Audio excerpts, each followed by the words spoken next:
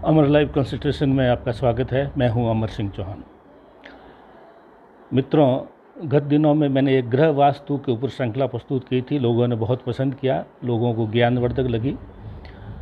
इसी क्रम में मैं अब एक हस्तरेखा विज्ञान के बारे में श्रृंखला प्रस्तुत कर रहा हूं, जिसके 2-4 एपिसोड बनेंगे और मैं उसको सरल भाषा में समझाने की कोशिश करूंगा, जिससे आम आदमी प्रथम दृष्टया अपने खुद के हाथ को, हस्तरेखा को समझ सकता है।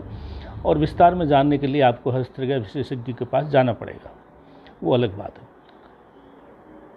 हस्तरेखा एक, जैसे जन्म पत्रिका में, कुंडली में हमें जन्म की तारीख वगैरह के विवरण चाहिए, हस्तरेखा में जन्म कुंडली का अगर कोई विवरण नहीं मिल रहा हो किसी को, उस अवस्था में हम हस्तरेखा देखते हैं। और ये भी ऋषि वाल्मीकि के समय और उससे भी पहले भारतीय ऋषियों मुनियों द्वारा ही स्थापित एक विज्ञान है। बाद में जापान, चाइन में गया। आज की तारीख में कीरो की किताबें लोग खूब पढ़ रहे हैं, लेकिन ये बेसिकली भारतीय विज्ञान ही है। हस्तरेखा विज्ञान के लिए सबसे सर्वप्रथम आपको सुबह स्नान करके, पूजा पाठ करके, शुद्ध होकर के हस्तरेखा के लिए, हस्तरेखा विज्ञान के जानकार के पास आपको जाना चाहिए। सुबह का समय ही सर्वश्रेष्ठ माना गया है हस्तरेखा के लिए। हस्तरेखा का जब अध्ययन कर रहे हो तो आप शांतचित्त रहें, और हस्तरेखा विज्ञानी को भी चाहिए कि उस वक्त कोई अन्य व्यक्ति मौजूद न रहें। रास्ते चलते, बातों में, भीड़ भाड़ में या वैसी हंसी मजाक में कभी हस्तरेखा का अध्ययन न करवाएं। रास्ते में, शमशान के पास में या किसी अशुद्ध जगह पे भी ये जो है हस्तरेखा का अध्ययन न करना चाहिए, न करवाना चाहिए। हस्तरेखा के अंदर अनेक अलग अलग उसके खंड हैं। मैं आज सबसे पहले चर्चा करना चाहूँगा मणिबंध रेखाएं। मैं इसके साथ चित्र प्रस्तुत कर रहा हूँ, कुछ जो मणिबंध रेखाएं क्या होती है। वैसे तो ये हाथ के अंदर ये यहाँ जो रेखाएं होती है, ये मणिबंध रेखाएं हैं। मेरे खुद के हाथ का मैं चित्र कर रहा हूँ। जितने भी चित्र इसमें आपको है वो सब मेरे खुद के हाथ के हैं। तो मणिबंध रेखाओं से आपको सबसे पहले अध्ययन शुरू करना चाहिए। अगर यहाँ पे कलाई के पास में, यहाँ पे अगर 4 रेखाएं हैं, तो जैसे कि मैंने ग्रह वास्तु में बताया था, अति उत्तम स्तर के आपका हाथ है।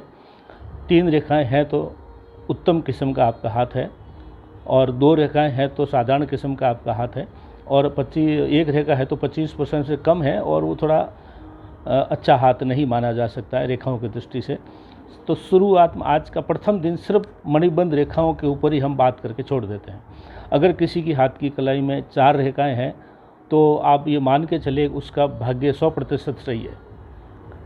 बाकी विस्तार की बातें अलग है, लेकिन मोटे तौर पे आप कह सकते हैं कि ये आदमी अपनी ज़िंदगी में 100% प्राप्त करेगा, सफलता हर चीज़। 3 रेखाएं हैं तो 75% उसको मिलेगा जीवन में। 2 रेखाएं हैं तो 50% जीवन में सफलता मिलेगी। 1 रेखा है तो 25% या उससे कम सफलता मिलेगी। तो 25% वाले को फिर हम कुछ सुझाव या उपाय बताते हैं, लेकिन बाकी जो है 4-3 वाले बहुत ही अच्छे। 3 रेखाएं साधारणतः मिल जाती है, अपवाद स्वरूप 2 या 1 रेखा मिलती है। 4 रेखा भी अपवाद स्वरूप मिलती है, जबकि मेरे जो हाथ का चित्र है उसमें 4 रेखाएं हैं मेरे कलाई पे। तो इसका मतलब ये है कि 100% सफलता, और उस आदमी के ज्ञान का स्तर, संपन्नता, शांति, सुख, उसका सामाजिक स्तर और सब चीज़ें मिला करके आप 100% मान सकते हैं। तो आज का विषय इतना ही छोटा सा मणिबंध रेखाओं पे हमने चर्चा की है। आगे फिर मैं जैसे जैसे आगे बढ़ेंगे तो 3-4 एपिसोड में मैं आपको और भी चीज़ें बताऊंगा। हस्तरेखा विज्ञान का आज का ये वीडियो जो है आप लोगों को शेयर करें। इसके साथ में संलग्न चित्र हैं, जैसे कि मैंने बताया, सब मेरे ही हाथ के हैं। और इस विज्ञान को समझें और उतना ही प्यार दें जितना आपने ग्रह वास्तु को दिया था। इसको ज़्यादा से ज़्यादा शेयर करने की कोशिश करें दोस्तों। धन्यवाद।